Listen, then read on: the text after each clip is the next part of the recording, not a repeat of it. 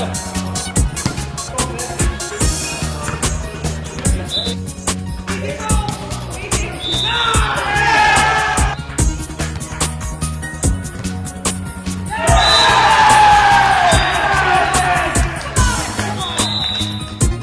volleyball is another version of volleyball. Obviously everyone's heard of indoor volleyball, beach volleyball, outdoors volleyball. Sitting volleyball is another form. It's played on the floor. Everything's the same, 6 players. There's a couple of slight alterations on the actual rules. The net's slightly lower, court's slightly smaller, and they allow the block on the serve. But it's a game that's essentially designed to allow anyone to play. So there's a number of people with some kind of minimal disabilities. There's some that are classified as full disabilities. And then there's obviously able-bodied that play as well. So at the Grand Prix today we've got 10 teams. It's probably about a 50-50 split between able-bodied and disabled. And the great advantage of it is men and women play together, old, young, able-bodied, disabled. So it actually is a truly inclusive sport. Where does sitting volleyball start and when? Well, actually sitting volleyball in this country started back in 1984. Some guys had come back from America and seen the game and decided that they wanted to actually play the game in this country. I was encouraged to go along and start coaching them in Sutton Coldfield, where we used to have athletes training in a variety of different sports. And the game took off from there. We got a GB team together and went up until 1992, when unfortunately we were not allowed to participate in Barcelona, and therefore the team disbanded. And the game of sitting volleyball sort of disappeared off the spectrum in this country. Back in 2007, sitting volleyball was started up again. It was run by the British Volleyball Federation through until 2009. In 2009, Volleyball England took it over and linked it with a load of development work. So in the last 6 months, we've done a fair amount of trying to get the sport more established at the base level, trying to get more players, more workforce, etc. So we've now grown a regional network, which has got 8 centres based in England, 1 in Scotland, 1 in Wales. And they come together for this Grand Prix, as you can see in the background. And then from that we've then got the Great Britain programmes. Main focus of it was to get more people playing the sport and also to give the Great Britain players something to compete in on British soil.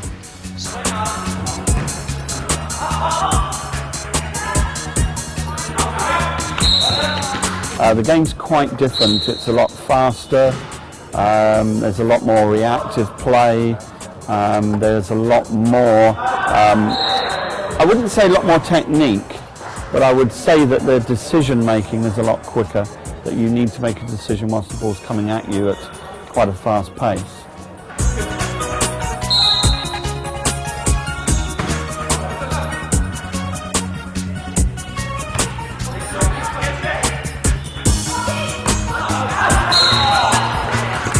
Well, we use sitting volleyball mainly as part of the servicemen who've come back, obviously, who've sustained some injuries.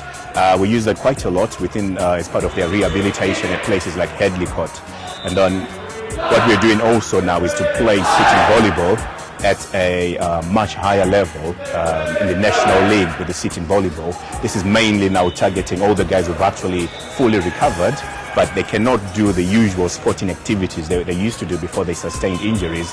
So sitting volleyball is now offering them to do, it's a team event, unlike some of the other sports that we have where the guys, it's sort of individual sports. But with sitting volleyball, it's a team event, they're still competing, it's quite active as well, so it still gives that team spirit, that team ethos, which most of our guys are quite used to anyway, from when they were, well, able-bodied, doing normal duties in the services. So.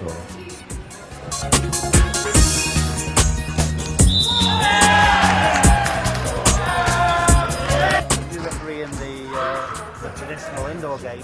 What are the differences with sitting volleyball? The major difference is the speed of the game.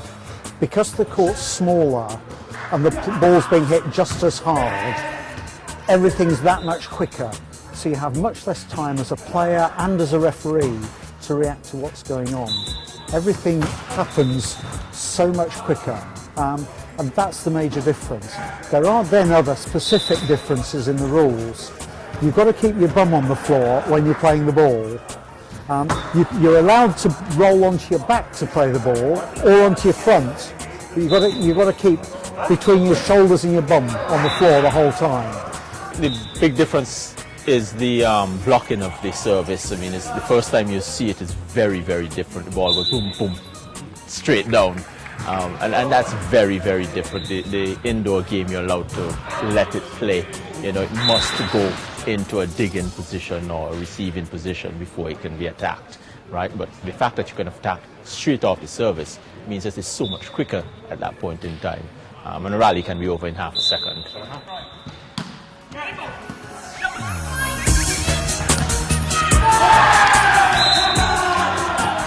Played standing volleyball at university with Loughborough, and then I played again when I was back at home in Newbury, but I injured my knee at Loughborough, so I've recently just sort of through various contacts been told about sitting volleyball and thought I'd give it back. A lot of similarities, obviously. The handling is big.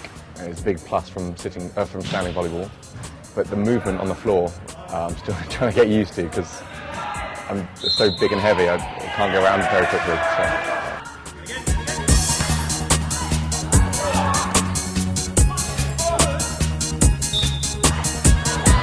Relatively recently, I went to a GB Paralympic assessment day at the end of January and tried it out there.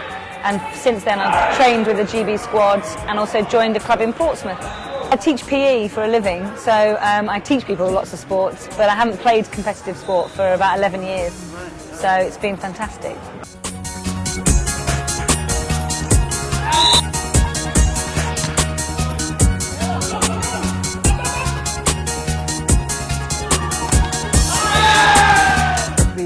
Classification system for sitting volleyball is based originally on the Paralympic standing volleyball system, where it looks at the functional disability of the player. So whether it's an amputation or a sports injury which results in not being able to play the Olympic version of volleyball. Sitting volleyball has not moved much from there. We still use a very similar hybrid system where we look at the disabilities of the player and we look at the functional deficit that they have on court. So in short, it's like a systematic way of assessing a player to see if they are able to play volleyball or sitting volleyball. And hopefully it's quite exclusive of the two groups. I feel there's a lot of similarities between the game, between sitting and standing.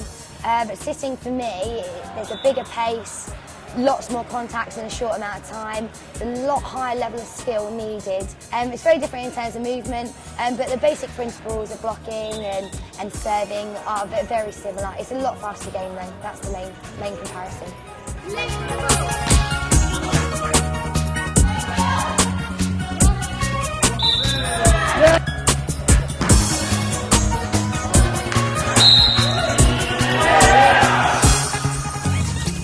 Well, we got going about 5 months ago, and it was born out of the amputee games that we took part in last year. And we took about 10 amputees up to the games, tried out 13 or so sports, and the one sport that we really enjoyed was sitting volleyball. And since then, under a chap called Steve Bailey has set up the club, and we've had support from Volleyball England, from Portsmouth City Council, and also the user group at the Disabled Service Centre at St Mary's Hospital, where all the amputees we've got have come from. So we've got about 15, 20 amputees who take part regularly in a weekly training session, and yeah, it's going from strength to strength.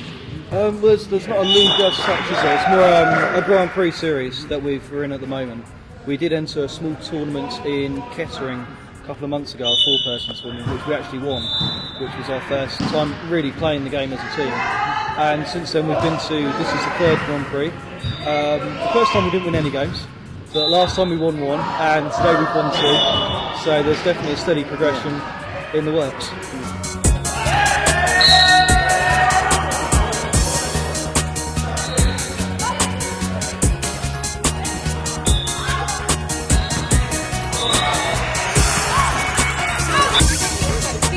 Good